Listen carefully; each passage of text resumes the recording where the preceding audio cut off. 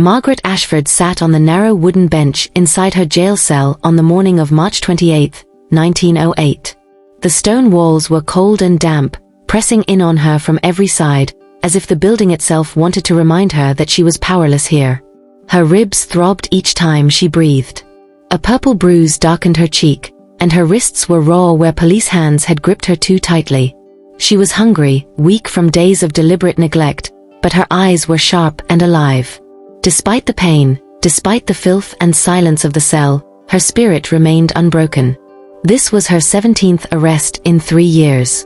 The suffrage march had begun peacefully that morning, as so many had. Women gathered with banners and signs, their voices raised not in violence but in insistence.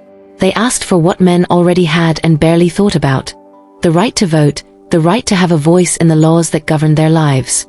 But the police had been waiting. Batons came down without warning. Women were shoved, struck, dragged by their hair or arms across the street. Margaret remembered the sharp crack of wood against bone, the way the air left her lungs when she fell. She remembered someone screaming. She remembered thinking, not for the first time, that the world hated women who refused to be quiet. They threw her into a cell meant for violent criminals. The floor was gritty with dirt and old stains. The stench of sweat and waste lingered in the air. The guards gave her no blanket, no proper food, no medical attention. This neglect was intentional. It was punishment meant to teach obedience. Margaret leaned back against the wall and closed her eyes for a moment, steadying her breathing. Pain radiated through her body, but she welcomed it. Pain meant she was still alive, still fighting. Carefully, she reached up to her hair and loosened a pin. Hidden beneath it was a small, worn pencil stub. She had learned long ago to hide tools wherever men would not think to search. She knelt slowly, wincing, and pressed the pencil against the stone wall. Her hand shook, partly from hunger, partly from exhaustion, but she forced herself to continue. She scratched the words deeply, deliberately, as if carving them into history itself. Votes for women. The stone resisted, but the letters took shape. Around them were other markings. Names, dates, fragments of slogans left behind by women who had occupied this cell before her. Together they formed a silent chorus, a record of resistance that the prison could not erase without admitting the truth. Women were being imprisoned not for crimes, but for demanding basic rights. Margaret had once lived a very different life. She had been a schoolteacher, respected and orderly, her days filled with lesson plans and ink-stained fingers. She had believed back then that reason and patience would be enough to bring change. She believed society would listen if women asked politely. That belief did not survive long. As her activism grew, the consequences followed swiftly. She lost her teaching position when the school board decided her public protests were unbecoming of a woman. Her father stopped speaking to her entirely, calling her unnatural, hysterical, unfeminine. Friends crossed the street to avoid her. Invitations disappeared. Doors closed. But Margaret discovered something else as well. She discovered strength she had never known she possessed. Each arrest hardened her resolve. Each insult confirmed that the fight mattered.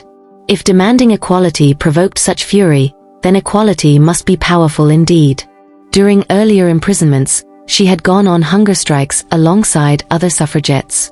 The authorities responded with force-feeding. Rough hands pinning her down, tubes shoved into her throat, the burning sensation that lingered long after. She had vomited, cried, trembled, and then returned to protesting the moment she was released. She paid enormous prices for demanding equality. She gave up comfort, safety, respectability. She gave up the quiet life expected of women like her. But she never gave up the cause.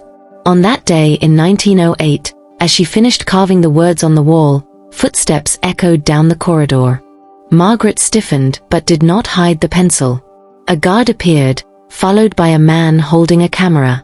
The photographer's eyes softened when he saw her condition, the bruises, the hollowed cheeks, the defiant posture that pain could not break. He had bribed his way inside, risking arrest himself, to document what was happening to women behind these walls. Margaret met his gaze without flinching. She did not smile. She did not pose. She simply stood, one hand against the wall, the words behind her clear and undeniable. The camera clicked. In that instant, her suffering became evidence. Her body told the story of what activism cost in 1908: violence, imprisonment, sacrifice, and courage in the face of cruelty. She was released 2 weeks later, thinner and weaker, but no less determined. The sun hurt her eyes as she stepped outside, but she welcomed it like an old friend. She went home, washed, ate what she could, and rested for a single night. The next day, she joined another protest. She was arrested again. Years passed in this rhythm: march, arrest, prison, release, return. 6 years of her life were spent moving in and out of cells, facing violent opposition, political indifference, and public hostility. Newspapers mocked her. Politicians dismissed her. Ordinary people accused her of destroying society. Through it all, Margaret continued.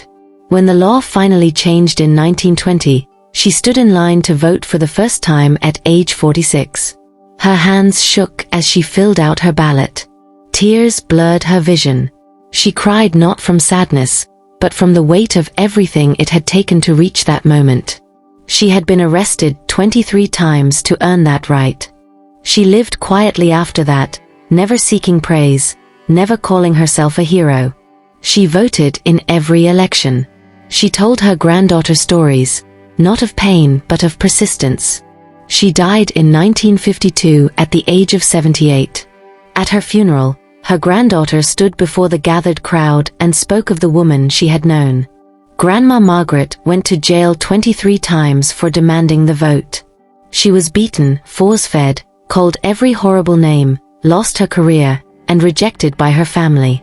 That photograph shows her in a cell, bruised but writing votes for women on the wall. She was documenting resistance. She was proving that violence could not silence women demanding equality. She sacrificed everything comfortable to fight for rights we now take for granted. Every time we vote, we honor her bruises, her arrests, her absolute refusal to accept inequality. That cell wall she wrote on should be preserved. It is a monument to courage that cost everything. And somewhere, beneath layers of paint and time, the words still remain, scratched into stone by a woman who refused to be erased. Margaret Ashford's life reminds us that real change is never easy. Rights we enjoy today were earned through pain, sacrifice, and unbreakable courage. When one person refuses to accept injustice, their resistance can shape history for generations. If this story moved you, don't forget to like, share, and subscribe. Your support helps keep these powerful stories of courage and truth alive.